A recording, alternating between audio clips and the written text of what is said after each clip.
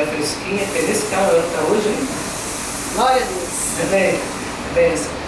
Então, abre aí, segunda carta aos Coríntios, capítulo 5, nós vamos ler o versículo 17. Assim, se alguém está em Cristo, nova criatura é.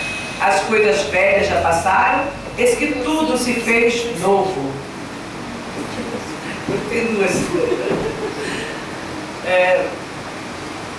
Vamos orar aqui. Querido e eterno Pai, no nome de Jesus Cristo de Nazaré, te rendemos graças.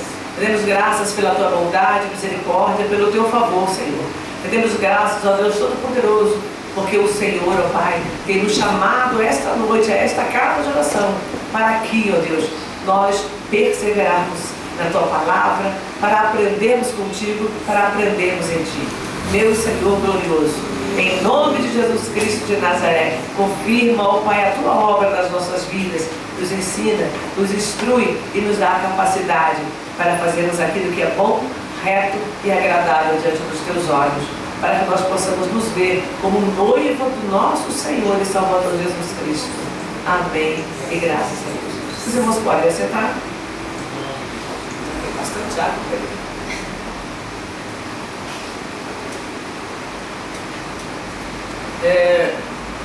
Esse dia eu tenho falado sobre batismo, tem feito reuniões aqui tudo sobre batismo. A importância de se batizar e o que significa, né? Esse novo nascimento. Eu hoje quero falar um pouquinho mais sobre isso. Quando eu digo que eu nasci de novo, aqui nós lemos o texto que diz: se alguém está em Cristo, nova criatura é. As coisas velhas já passaram e tudo se fez novo. Então, eu estou dizendo que o meu passado morreu. Eu me lembro do pastor Paulo Roberto, hoje já está na glória com o Senhor. Ele tinha uma alcunha pelo qual ele era conhecido no tempo que ele era bandido. E chamavam ele de Paulinho Bonfim, né? E ele era um bandido perigoso, procurado pela polícia e tal, era violento. E aí, quando ele se converteu, e Deus fez uma obra magnífica na vida dele. Ele começou a trabalhar com essas pessoas que têm dependência química, que estavam no crime. Ele fez um trabalho maravilhoso, abriu o centro de recuperação aqui no Brasil, alguns, lá na Itália, nos Estados Unidos. Então ele fez a obra, foi para a África inúmeras vezes. E aonde Deus chamava, ele ia entre os índios. O primeiro trabalho dele foi entre os índios aqui no Brasil, no Amazonas. Perdeu filhos ali, porque os filhos morriam com a situação ali era precária, então o bebezinho às vezes não conseguia, mas ele nunca deixou, ele e a esposa nunca deixaram de fazer a obra.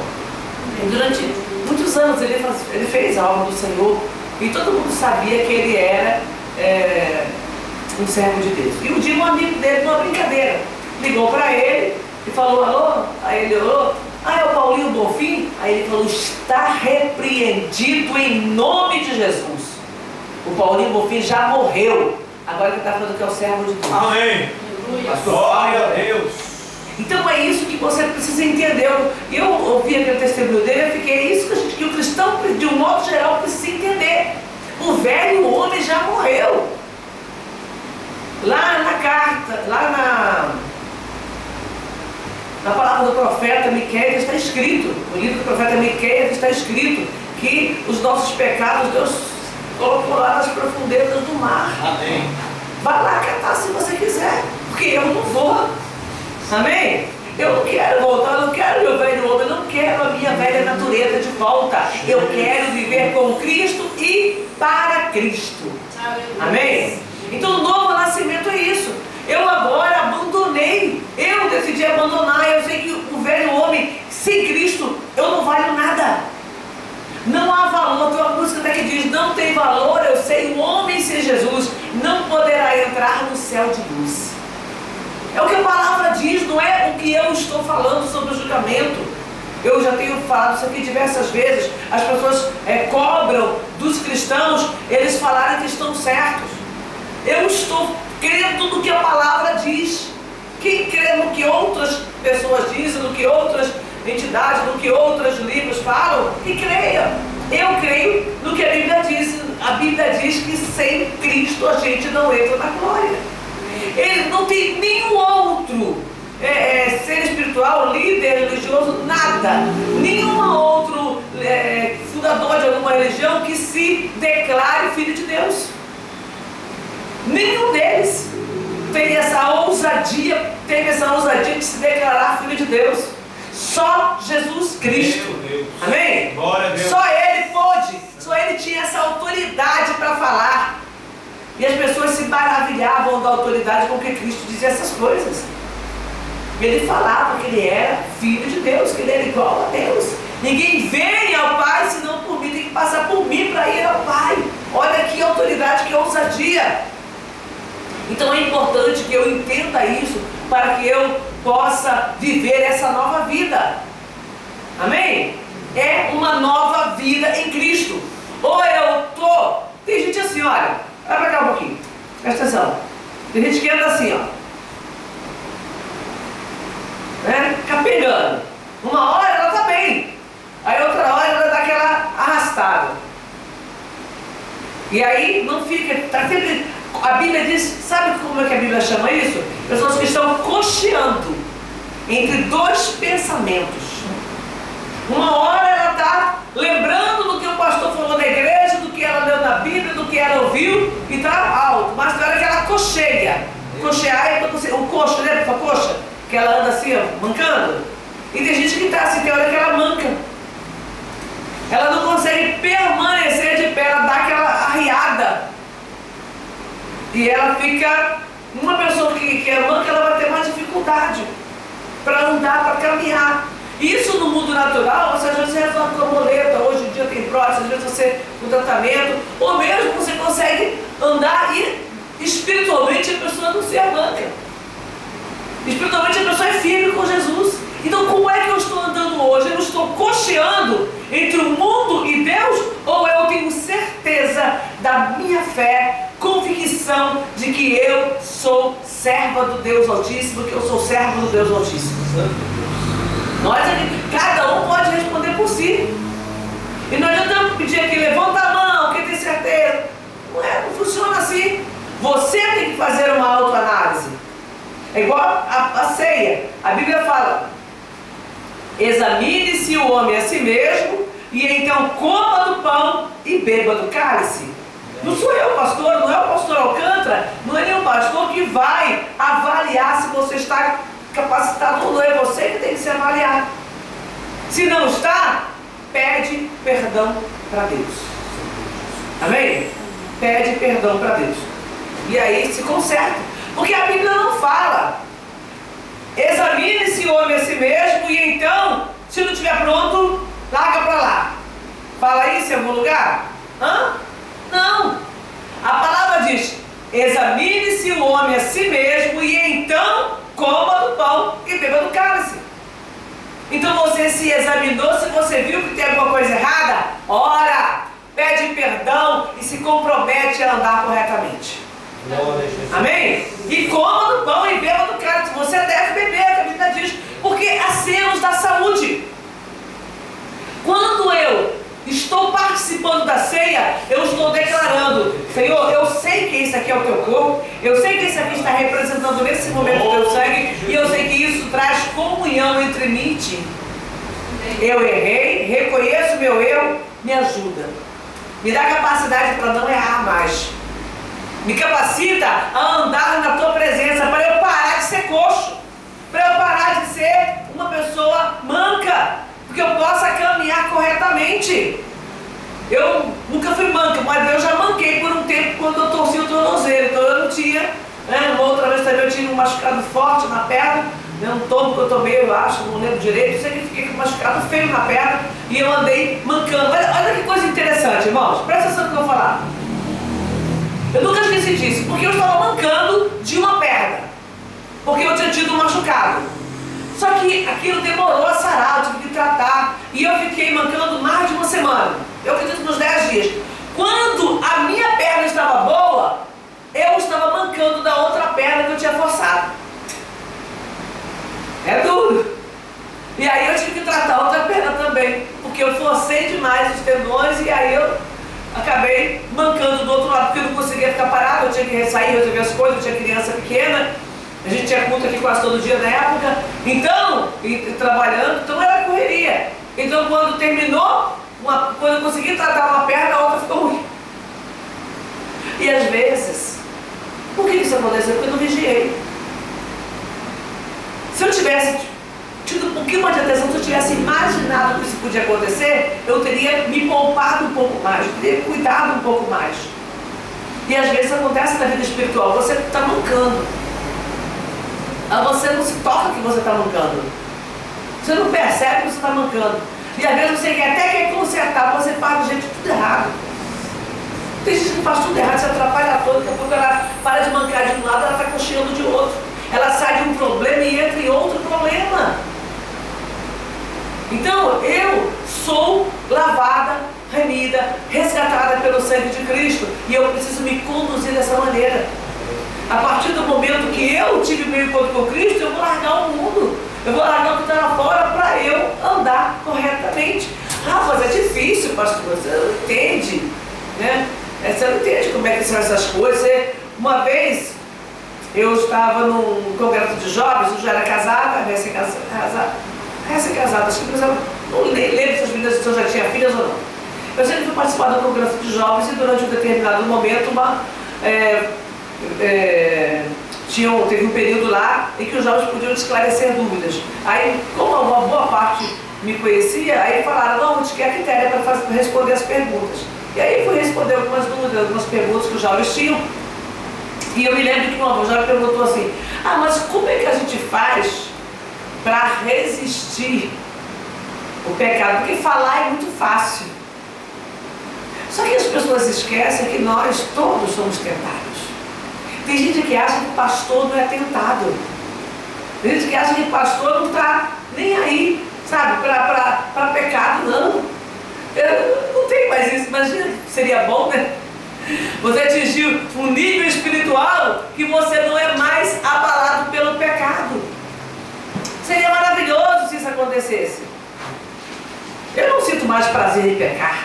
Pronto, não sinto.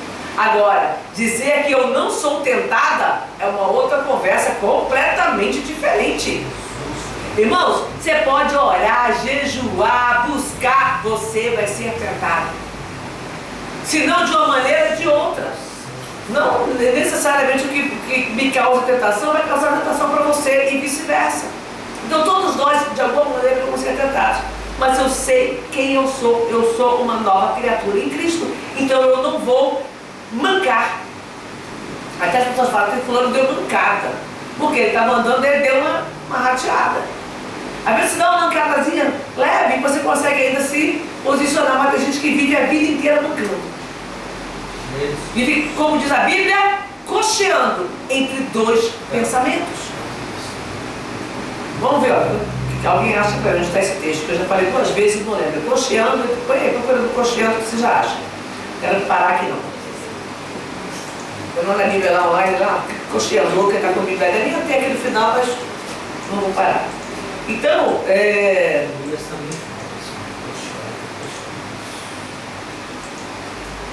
então, nós precisamos sepultar o velho homem, como eu falei. Agora eu preciso também aprender, eu já sepultei. Agora eu vou viver de novo. Pensa numa criança que acabou de nascer, né? Que a maioria já lidou com alguma criança pequena, né? Você pode até não ter convivido diretamente, mas você sabe o que é uma criança pequena. A criança pequena, a única coisa que a criança pequena consegue fazer, algumas coisas que ela já nasce sabendo fazer, é chorar, fazer as necessidades fisiológicas dela, e quando ela está com fome, ela procura o peito da mãe ou da madeira, que for, ela fica procurando ali, e você vai perceber o que ela quer. O restante é difícil você entender quando é cólica, dor de ouvido, porque ela não sabe se expressar. Alguns são instintos naturais, que é procurar comida de um lado para o outro, que é chorar quando tem alguma coisa incomodando, e aí você tem que identificar o que está incomodando, e as necessidades fisiológicas que saem naturalmente, ela não precisa aprender a fazer isso. Vai aprender a fazer no perigo, vai aprender a fazer no vaso, quando você é maior. Porque você vai ensinar. Se você não ensinar também, ela não aprende. Ela vai ficar ali fazendo na roupa, fazendo de qualquer jeito, até que ela vai ter que ver alguém, ela tem que ter uma referência acerca disso. Então a criança, quando ela nasce, ela precisa o quê? Aprender. Você precisa aprender. Você já pegou criança pequena em casa? Um irmãozinho, né? Um sobrinho, ou às vezes você vai visitar a casa de alguém e você vê a pessoa tendo que falar várias vezes com a criança para tirar. Aqui já está aqui no texto. O versículo. Oi? 1 Reis 18, 21. 1 Reis 18, 21. Então Elias se chegou a todo o povo e disse: até quando cocheareis entre dois pensamentos? Se o Senhor é Deus, seguiu, e se Baal, seguiu. Porém o povo nada lhe respondeu. Nessa época, Israel estava sendo comandado pelo rei Acabe e pela perversa Jezabel, mulher do diabo, do inferno. Acabe fez uma aliança de casamento com ela e trouxe terríveis malefícios para a nação de Israel, e ela fazia o povo se prostrar diante de Baal. A Bíblia não narra como era essa prostração. Alguns estudiosos dizem que o povo faminto, porque Israel passou por muitas situações difíceis, ela fazia o que? Ela colocava a comida, o alimento diante do altar de Baal, para que as pessoas tivessem que se abaixar para pegar. Era uma forma que todos tinham que se curvar diante de Baal, mas tinha muitas vezes que se curvar mesmo até em adoração. Era um reinado totalmente maligno e perverso. E aí, quando Elias volta para a nação de Israel, que ele vai confrontar o povo, ele fala: até onde vocês vão cochear entre dois pensamentos? Se Baal é rei, é Deus, segue Baal. Agora, se o Senhor é Deus, segue a Deus. Amém. Quem é Deus na tua vida? Glória a Jesus. Você precisa saber, você tem que dizer ali quem é Deus na tua vida. Porque se Baal é Deus, se o mundo é Deus, se o sistema é Deus, se outros deuses são Deus para você, é o teu Deus, segue. Se a tua carne é o teu Deus, segue. Eu já ouvi testemunhos de esposa, né, de falar: o pastor, o meu marido já falou que o Deus dele é o dinheiro. Uma outra falou para mim: pastora, o meu marido falou que o Deus dele é o sexo. Que é isso que ele não fica sem. Então, tem gente que ela consegue abrir a boca e declarar. É ruim? É. Pelo menos ela reconhece que ela não é de Deus e que o Deus dela é o outro. Tem gente que nem isso consegue discernir. Então, o profeta Elias fala: se Baal é Deus, segue. Agora, se o Senhor é Deus, segue ao Senhor. Então eu tenho que fazer essa escolha, eu tenho que me posicionar corretamente. Então, como eu falei da criança, a criança ela vai aprender. Então eu tenho que fazer o quê? Eu tenho que buscar conhecimento.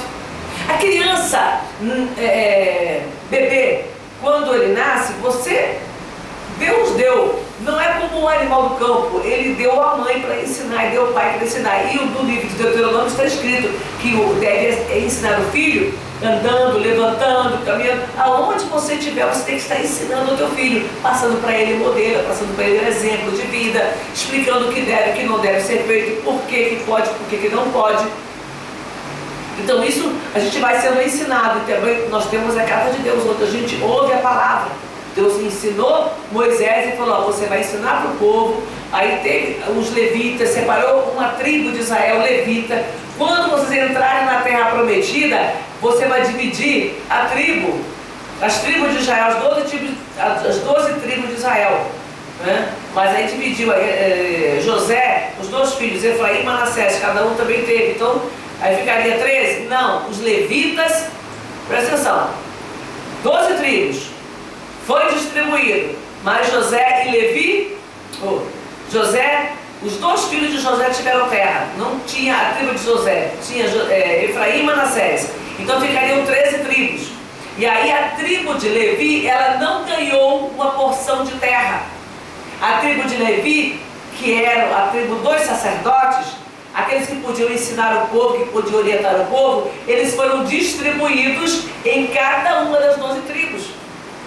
Para que a terra sendo grande, os que estavam mais distantes não ficassem sem assistência espiritual, não ficasse sem alguém que lhes ensinasse a lei.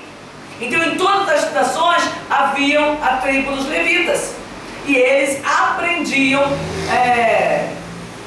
e o povo daquela cidade, o povo de Efraim, de Manassés, eles aprendiam ouvindo dos levitas, porque eles estavam ali para ensinar a lei, para orientar e para tirar qualquer dúvida e até exercer juízo ali. Porque Deus cuida da gente. Em todo lugar, em todo tempo, Deus cuida da gente. A gente muitas vezes não se apercebe da presença dele na nossa vida. Então, quando eu me converto, um dos atos da conversão é o quê? O batismo nas águas. Uma é você confessar publicamente a sua fé. Você declarar, eu quero entregar a vida para Jesus, você está confessando o Senhor publicamente. Segundo ato é o batismo nas águas. O que é o batismo? Pensa, nós batizamos por imersão. Algumas igrejas ainda batizam por aspersão. Então você só molha aqui a testa ou a cabeça, alguma coisa assim. Você não imerge a pessoa na água. Nós batizamos por imersão. Então o pastor vai lá, você fica totalmente submerso durante o batismo. Amém? Amém. Então todos nós aqui que somos batizados por imersão. Quando você coloca alguma coisa dentro da água, totalmente dentro da água, a água te absorveu de todos os lados. Tem um lado do sepultamento, mas tem um lado também ali em que você é totalmente tomado pela água ao seu redor. Vamos trazer uma alegoria dentro disso aí.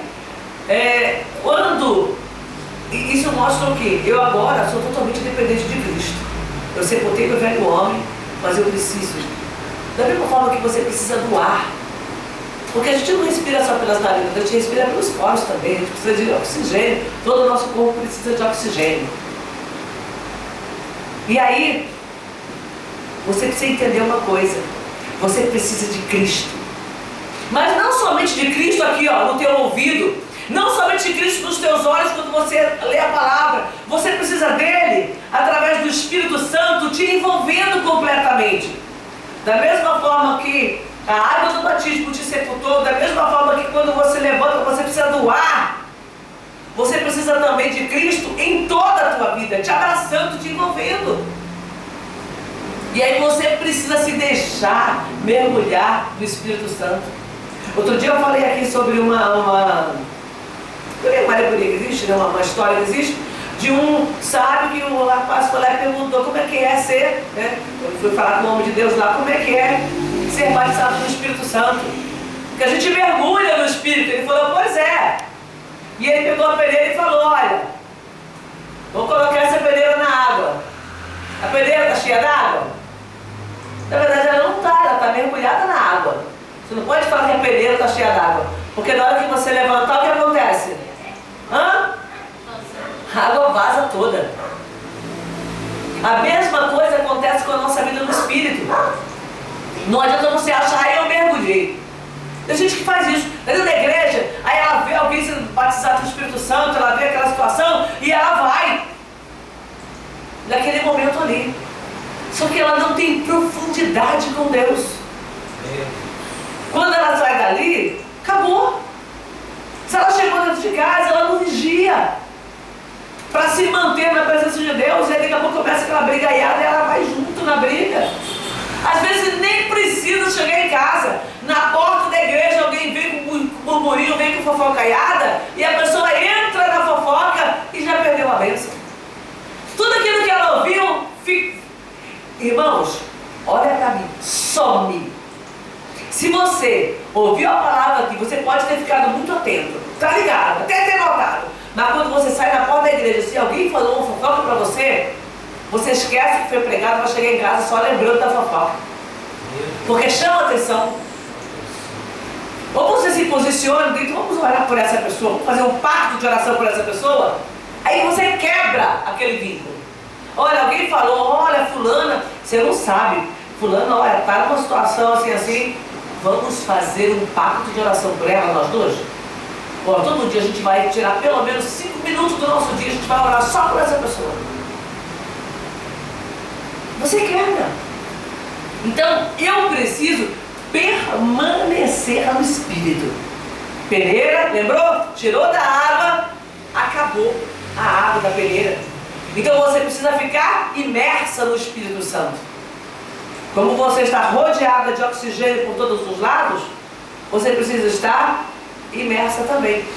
Você já deve ter tido a experiência de ter um machucado, braço quebrado eu nunca tive. Quem já teve alguma parte do corpo quebrada e precisou engessar? A Estela engessou também, depois mobilizou a perna na época. Uma Rita já ficou? Quebrei. Quem foi? Quebrou, né? Não. Quem foi que levantou a mão? Que foi uma Rita ou Socorro? A irmã Zélia, uma Rita Joelho. e Renê. Então, alguns de nós já precisou, ou até ficar enfaixado. Às vezes você não precisou quebrar, mas você precisou esparadrapo em uma parte. Quando você tira o gesso, a tua pele está igual ao restante? Não está. Está diferente. Às vezes até um band-aid que você usa, a tua pele fica diferente, porque aquela parte não recebeu oxigênio. Ela recebeu oxigênio através da respiração, então aquela parte ela permanece viva, mas a pele fica diferente, porque aquela pele não recebeu oxigênio. E você precisa receber oxigenação também na sua pele, ou seja, você tem que estar imerso. A mesma coisa na nossa vida espiritual, cada parte do nosso ser. Não dá para a gente ter uma área, essa área aqui, Jesus, o Senhor não vai nela não. Tem gente que faz isso.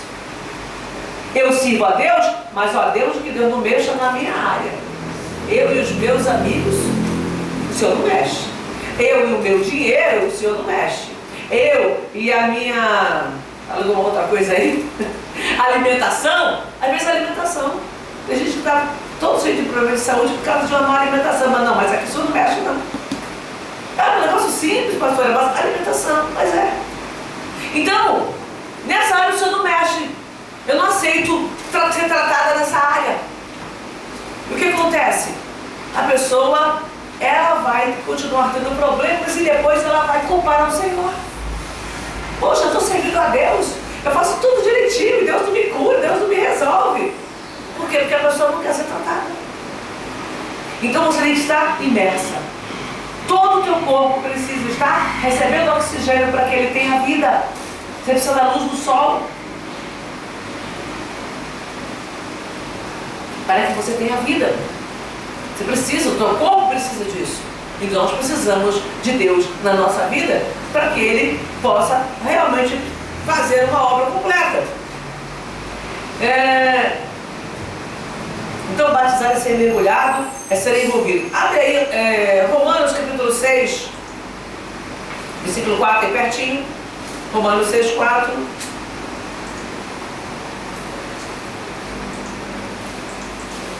Vai estar dentro disso que eu estou falando mesmo. Carta aos Romanos é um pouquinho antes. É Coríntios, só voltar um pouquinho a todo. De sorte que fomos sepultados com ele no batismo, pelo batismo, na morte, para que, como Cristo ressuscitou dos mortos pela glória do Pai, assim andemos nós também em novidade de vida. Porque se fomos plantados juntamente com ele na semelhança da sua morte, também o seremos na da sua ressurreição. E aí eu quero falar uma coisa para você. Primeiro lugar, vamos fazer só uma explicação aqui do texto e eu quero te mostrar uma coisa aqui dentro disso. Quando você batiza, você está se assemelhando a Cristo na morte da cruz, tomando para você, tomando posse do sacrifício que Jesus Cristo fez no Calvário pela nossa vida. E aí a palavra diz que da mesma forma, da semelhança da sua morte, você foi plantado com ele, agora você também vai ser semelhante na da sua ressurreição. Levantei, então, nova vida. Agora eu sou de Deus. Tá? Então eu tenho que ter uma nova vida. As pessoas têm que observar. Não precisa. É claro que nós precisamos falar de Jesus, mas eu preciso entender que mesmo sem eu falar de Jesus, quem olhar para a minha vida precisa perceber que eu sou de Deus, que houve uma mudança na minha vida. Tá? E isso vai acontecer, as pessoas vão perceber. Se você realmente nasceu de novo, as pessoas vão perceber. Eu já falei aqui, no dia que eu entreguei a vida para Jesus, as pessoas do meu trabalho perceberam. No dia que eu fui batizado no Espírito Santo, eu cheguei em casa e não falei nada para ninguém. Conversei com minha mãe e tal, fui tomar um banho, aí meu irmão chegou todo feliz, o Valdir. A Quitéria foi batizada no Espírito Santo. Ele falou, eu vi que ela entrou diferente aqui em casa hoje. Tinha uma coisa diferente dela, mas ela não falou nada. Então as pessoas vão perceber que alguma coisa aconteceu na tua vida, porque o teu semblante vai mudar. Então as pessoas precisam ver isso. Isso é um sinal do teu novo nascimento. Amém? Agora eu quero falar do nosso compromisso com Deus.